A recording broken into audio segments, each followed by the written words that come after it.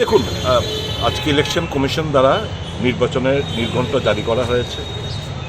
এখানে যে কংগ্রেস কর্মীরা যারা উপস্থিত ছিল তারা বলল, যেহেতু নির্ঘণ্ট জারি করেছে, আমরা একটু প্রার্থীর সমর্থনের মধ্যে আমাদের ভারতীয় জাতীয় কংগ্রেসের পশ্চিম ত্রিপুরা লোকসভা আসনের যিনি প্রার্থী, ত্রিপুরা প্রদেশ কংগ্রেস কমিটির মাননীয় সভাপতি আশিস কুমার সাহা মহাশয়, আপনারা জানেন ভারতীয় জাতীয় কংগ্রেসের প্রার্থী হিসেবে মনোনীত হয়েছেন। প্রার্থীর সমর্থনে কর্মীরা আজকে বেরিয়েছে প্রচারের জন্য, ভোট চাইতে, এবং আমরা খুব আত্মবিশ্বাসী পশ্চিম ত্রিপুরা লোকসভার মানুষ এবং পূর্ব ত্রিপুরা লোকসভা যারা গণদেবতারা আছেন, ইন্ডিয়া জোটের প্রার্থীদেরকে বিপুল ভোটে ওনারা জয়ী করাবেন। এই নির্বাচনে আমার দৃঢ় বিশ্বাস রয়েছে।